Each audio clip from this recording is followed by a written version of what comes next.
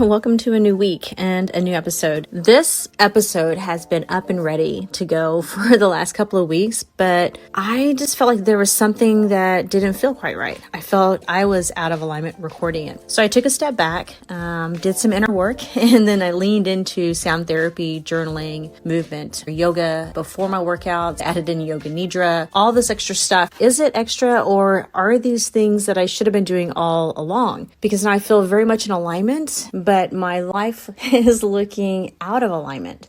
I'm seeing things that are coming to the surface, things that are restructuring itself, and the way I'm viewing things. Maybe when I was in alignment before, I was misaligned, right? I don't know if this makes any sense. I feel very much on the right path now.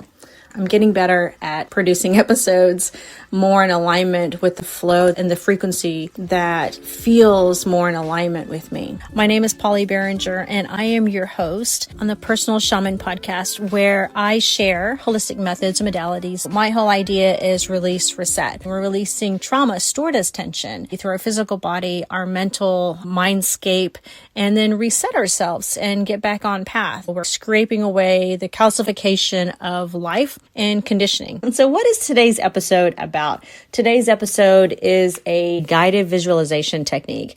I wasn't going to include it in my podcast, but every time I use it in one of my lectures, people always ask me for it. This visualization technique allows you to see yourself from a place making choices. I'm going to bookmark it so you can go back and you can listen to this episode whenever you want to, and just incorporating it somewhere throughout your day to get clear and intentional. This visualization came on the heels of a poem, The Road Not Taken. The Road Not Taken was written back in 1915 by Robert Frost. I think about all the times that I did take a road not taken. I got on the plane to Nepal from India and with hardly any money in my pockets. And I was just winging it. I had no particular place I was going to stay. I didn't know how I was going to do the Camino de Santiago, the walk across Spain. I didn't know that much about it. I bought a backpack, clothes, and some shoes I thought were right. And I went, getting lost and going down to Portugal, getting on a surfboard for the first time in, decades. And I think about all the roads, not the roads not taken,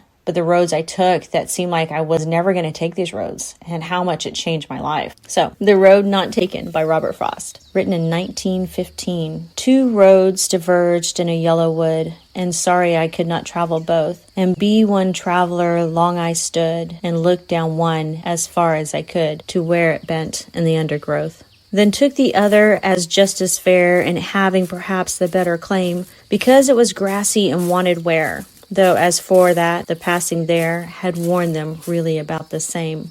And both that morning equally lay, in leaves no step had trodden black. Oh, I kept the first for another day, yet knowing how way leads on to way, I doubted if I should ever come back. I shall be telling this with a sigh, somewhere ages and ages hence, two roads diverged in a wood, and I took the one less traveled by, and that has made all the difference. I feel like that's so powerful.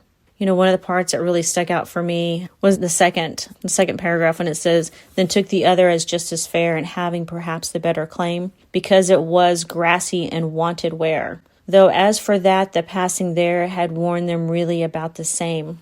I think about how we travel in groups, and we get to this place, and then we're at this crossroads and making this decision. But up to that point, we've traveled with people, And then the other one was, there's another part of this poem, and both that morning equally lay, like it was an easy path up to this point. In leaves no step had trodden black. Oh, I kept the first for another day, yet knowing how way leads on to way, I doubted if I should ever come back. And I think about that part because it's like once you make a choice, it changes you forever. You're going down a different path. Even if you were able to come back to that place, you're never really going back to that place as the same person. Your life has changed. And the one that says, two roads diverged in a wood, and I took the one less traveled by, and that has made all the difference. I feel so much power in those lines. I think about the moments I made decisions and went down paths where people told me I was insane,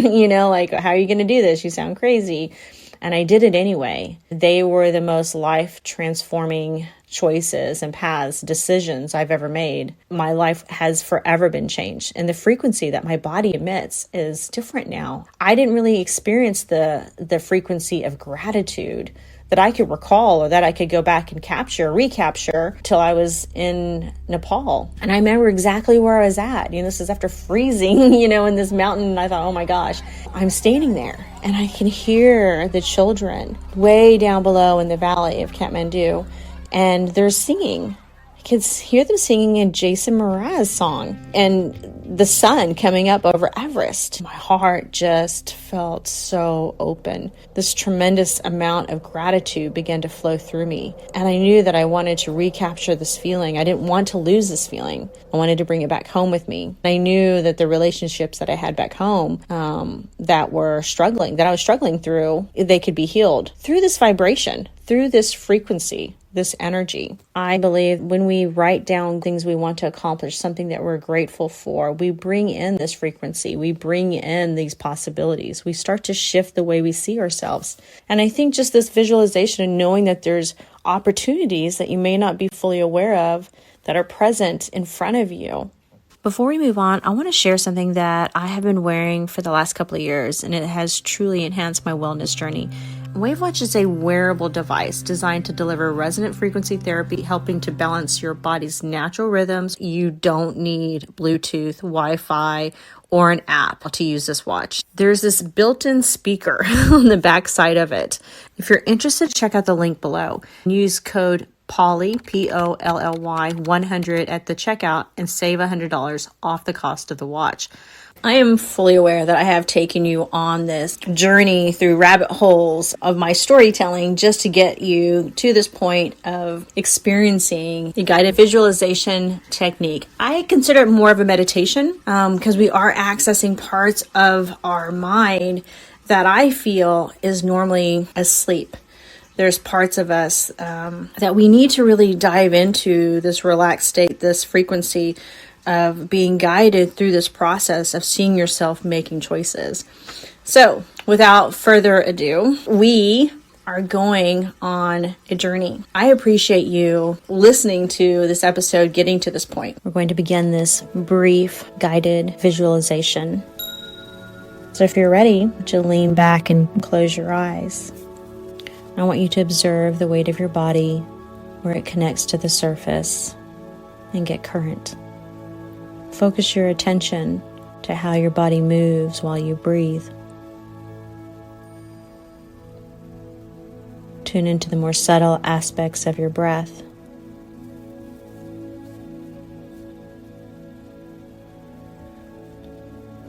Continue this breath, inhaling at your own pace. Allow yourself to bring awareness to this moment. Allow yourself to take notice to how your body feels. Inhaling, deeper belly expanding and chest rising. Exhaling, letting it all go. Allowing your body to soften.